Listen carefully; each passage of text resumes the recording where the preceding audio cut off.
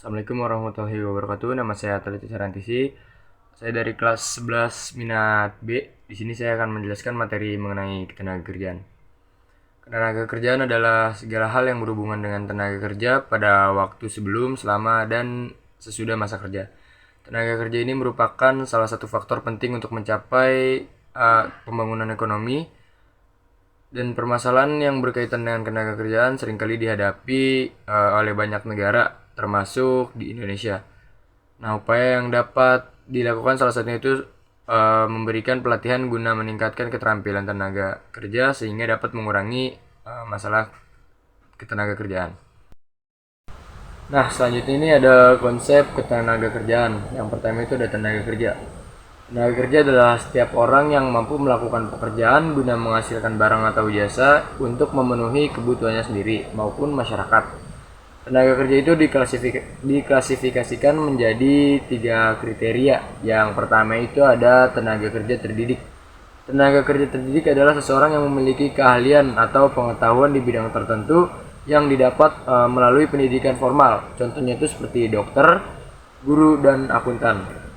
Dan yang kedua itu ada tenaga kerja terlatih. Nah, tenaga kerja terlatih ini seseorang yang memiliki keterampilan atau keahlian yang didapatkan melalui pendidikan non formal seperti kursus maupun pelatihan. Contohnya itu seperti sopir, montir, dan tukang jahit. Nah, yang ketiga ini ada tenaga kerja tidak terdidik dan tidak terlatih. Jadi, tenaga kerja ini tuh nggak memerlukan pendidikan dan pelatihan secara khusus. Jadi, tenaga kerja ini tuh didasarkan pada kebiasaan dan pekerjaan yang tidak menuntut keahlian tertentu. Contohnya itu seperti buruh cuci, kuli panggul, dan kuli bangunan. Nah, selain tenaga kerja, yaitu yang kedua ada angkatan kerja. Angkatan kerja menurut International Labour Organization atau ILO, itu angkatan kerja adalah penduduk usia kerja yang bekerja dan yang sedang mencari pekerjaan atau bisa dibilang menganggur.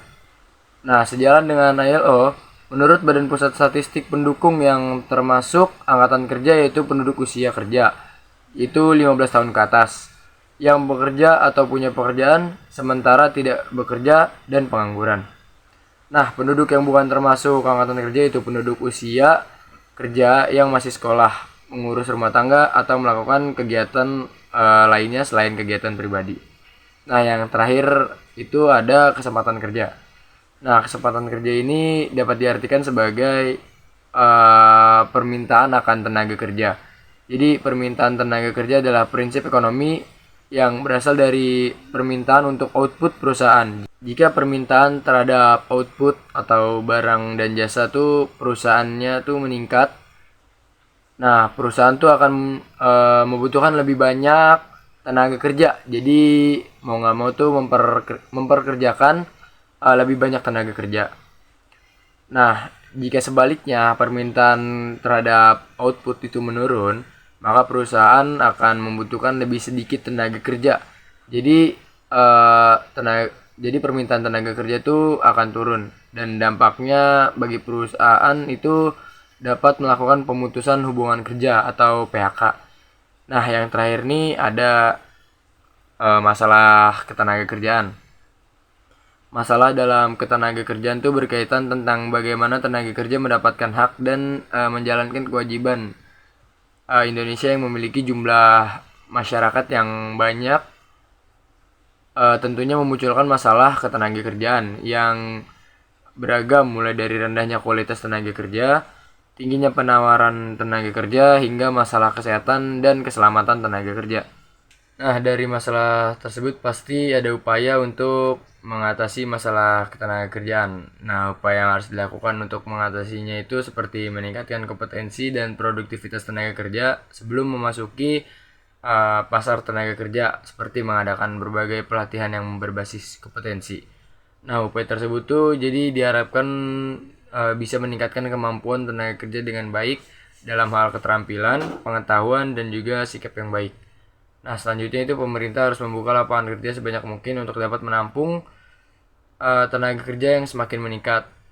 Misalnya pemerintah membuka lowongan pekerjaan untuk posisi pegawai negeri ataupun mendorong pihak swasta di sektor industri itu bagi tenaga kerja yang siap pakai. Nah, selanjutnya itu ada mendorong tumbuh kembangnya usaha-usaha mandiri atau industri rumah tangga. Jadi, pemerintah tuh harus menerapkan kebijakan upah yang adil sehingga dapat meningkatkan kesejahteraan perekonomian tenaga kerja di Indonesia.